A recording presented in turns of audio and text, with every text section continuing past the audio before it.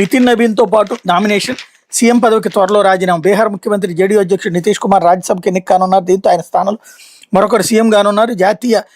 BJP జాతీయ అధ్యక్షుడు నితిన్ నబీన్, నితీష్ గురువారం పట్నాలో తమ తమ నామినేషన్లు దాఖలు చేయబోతున్నారు. కేంద్ర మంత్రి అమిత్ షా దీనికి హాజరవుతారు. బీహార్ అసెంబ్లీలో ఎన్డీఏ కూటమి బలం 202, ఒక రాజ్యసభ సీటు గెలవాలని 41 మంది ఎమ్మెల్యేలు మద్దతు ఉండాలి. ఆ లెక్క 4 నుంచి 5 ఎగువ సీట్లు ఎన్డీఏ కూటమి దక్కనున్నాయి. సీఎం పదవికి నితీష్ త్వరలోనే రాజీనామా చేయనున్నారు పార్టీ వర్గాల సమాచారం. జేడీయూ జాతీయ కార్యనిర్వాహక అధ్యక్షుడు సంజయ్ జా బుధవారం ఢిల్లీ నుంచి పట్నాకు వచ్చి నితీష్తో సుదీర్ఘంగా భేటీ అయ్యారన్నట్టు వార్తని హైలైట్ చేశారు. ఇందులో ఈ పేపర్లో ఎలాంటి విచిత్రమైనటువంటిది ఏంటంటే, చంద్రబాబు గారు 20 లక్షల ఉద్యోగాలు, జగన్ ఒక్క ఉద్యోగం కూడా ఇవ్వలేదు. జనాలు ఎవరికి తెలియదా? 1,35,000 ఉద్యోగాలు, ఏవి ప్రభుత్వ ఉద్యోగాలు, సచివాలయ ఉద్యోగాలు, వాళ్ళని ఇప్పుడు వేధిస్తున్నారు. ఇంకొకటి 70,000 ఉద్యోగాలు ప్రభుత్వ ఆసుపత్రుల్లో డాక్టర్లు, నర్సులు లాంటివి. ప్రభుత్వ ఉద్యోగాలు అవన్నీ ఇచ్చింది 2 లక్షల ఉద్యోగాలు.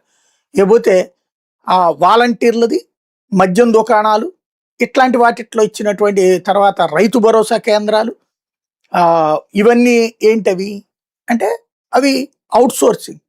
At the same time Rythu Bharosa ఈ ఉద్యోగాలన్నీ వచ్చినాయి.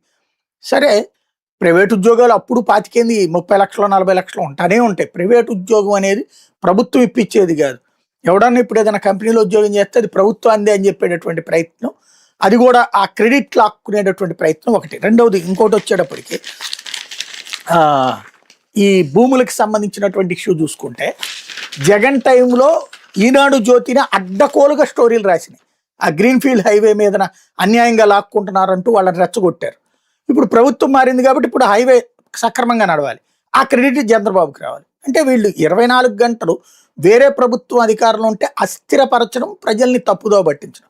మనకి నచ్చిన ప్రభుత్వం అధికారంలో ఉంటే ఎదుటోళ్ళ క్రెడిట్ కూడా తీసుకొచ్చేవడం. అదే సందర్భంలో మద్యం ముడుపుల కుంభకోణంలో వైసీపీ ముఠ, అదే తెలుగుదేశం మీద కేసు వచ్చిందంటే గనక అన్యాయమైన కేసు, అక్రమమైన కేసు. వీళ్ళు పదజాలం అలాగుంటుంది. అది వీళ్ళకి సంబంధించినటువంటి జర్నలిజంలో ఉన్నది. అది నీచమనాలా, నికృష్టమనాలా, అసహ్యకరమనాలా, లేకపోతే కనుక అది గొప్ప విశేషమనాలా అన్నది జనం ఎవరికి వాళ్ళు డిసైడ్ చేసుకోవాల్సినటువంటి అంశం. లేకపోతే భవిష్య నిధి కనీస నిల్వ 25%, కొత్తగా ఈపీఎస్ 2026 పథకాలు అమలుకు త్వరలోని గెజిట్ నోటిఫికేషన్. కేంద్ర ప్రభుత్వం కొత్తగా భవిష్య నిధి ఉద్యోగుల పింఛన్ పథకం అమలులోకి తీసుకురాబోతుంది. ఈపీఎఫ్ 1952, ఈపీఎస్ 1995 పథకాల స్థానాలు ఇవి రాబోతున్నాయి. ఇటీవల జరిగిన ఈపీఎఫ్ఓ కేంద్ర ట్రస్ట్